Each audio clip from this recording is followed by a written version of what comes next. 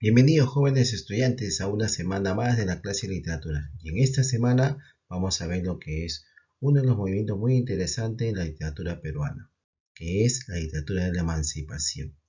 En esta literatura de emancipación comienza lo que es el levantamiento para buscar lo que es la independencia en el Perú. Y acá el que sobresale va a ser lo que es el autor que hizo los Yarabíes y Fábula, que es Mariano Melgar. También lo que es Juan Pablo Vizcardo y Guzmán y Faustino Sánchez Carrió. Pero uno de los máximos representantes de este movimiento va a ser Mariano Melgar. Vamos a hablar sobre el contexto histórico-cultural. En el camino hacia la emancipación, la independencia americana fue la culminación de un largo, complejo proceso iniciado en el siglo XVIII y alimentado por distintos factores. La emancipación se inicia a finales del siglo XVIII y a comienzos del siglo XIX.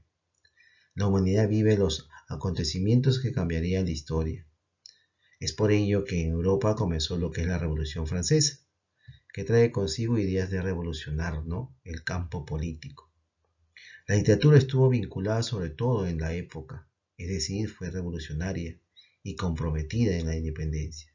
Este afán de libertad, el creciente amor a la patria, sirvió como incentivo para muchas instituciones. Vamos a ver lo que es literatura de la emancipación y un pequeño contexto. Durante la emancipación se siguieron los moldes de la literatura del neoclasicismo europeo. ¿Por qué dice neoclasicismo? Porque en Europa normalmente se basó en el neoclasicismo, o sea, nuevo renacer adecuadamente, nuevos cambios en Europa. En cambio, en esta parte del mundo que estamos en América, era la emancipación, buscar la independencia, separación del dominio español que teníamos. Creemos que los poetas de la Revolución son pocos, es decir, uno en especial, José Joaquín Olmedo. Al lado de él, y de menor escala, está José María Pando, y también José Manuel Valdés, Manuel Ferreiro, Justo Figueroa, José Joaquín Larriga, José Pérez de Vargas, entre otros. Sin embargo, al lado de Olmedo, la figura central y cantor de la emancipación acompaña, no existe duda, la voz es de Mariano Melgar, el máximo exponente de esta literatura de la emancipación, especialmente por sus yarabíes y sus odas. ¿Cuáles son las características generales de esta literatura de emancipación? Está marcada por la realidad política de la época y se expresa a través de tres temas principales. ¿Cuáles son? La patria, la libertad y el sentimiento indígena. La patria.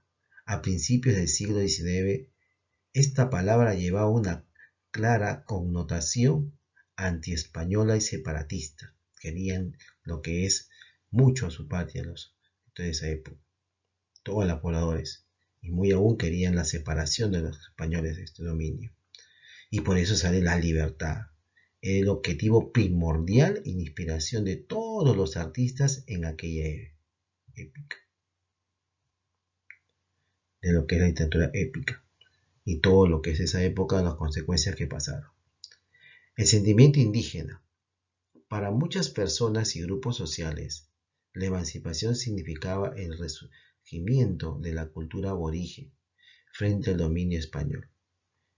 Por eso se subrayó nuestra tradición incaica, aunque muchas veces idealizada y concebida en plan propagandístico y poco sincero. Vamos a ver las primeras manifestaciones que aparecieron en este tiempo. Durante el periodo de la emancipación aparecieron las siguientes manifestaciones. Primero, las coplas. Estas coplas normalmente eran traídas por los españoles. Desde las revoluciones precursoras empezaron a circular unas coplas que recogían el sentir popular. Por ejemplo, Esta circuló en Huánuco y en Hualís en el año 1814.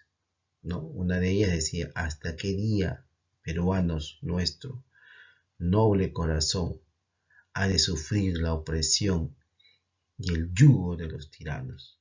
Es una copla especialmente que decía, el clamor separación, dolor, sufrimiento que pasaba. También aparece lo que es la oda. Es una composición poética de gran extensión. Se cultiva desde los antiguos griegos y se distingue por la grandeza de su inspiración y del asunto tratado, por su tono grandilocuente y por la versificación, solemne y majestuoso.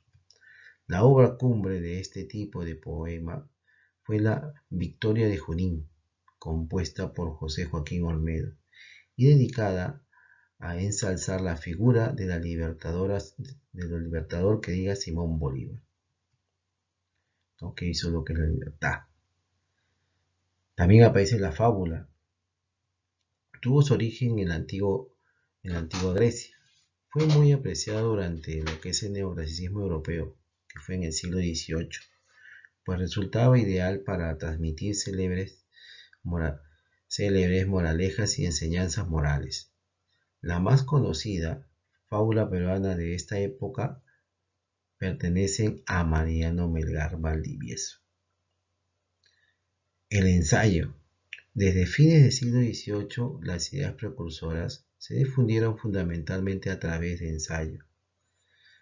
La fundación en 1791 del Mercurio Peruano, órgano de prensa de la Sociedad Amautas del país, constituyó un hecho importantísimo. Otro ejemplo notable de ensayo es la Carta a los Españoles Americanos de 1792, que le escribió Juan Pablo Vizcardi Guzmán. Entonces, en este temita el propósito es reconocer las consecuencias que pasaron en la dictadura de la emancipación y quiénes son sus representantes. Entonces, nos vemos en la hora de clase, impriman sus fichitas para poder trabajar. Cuídense.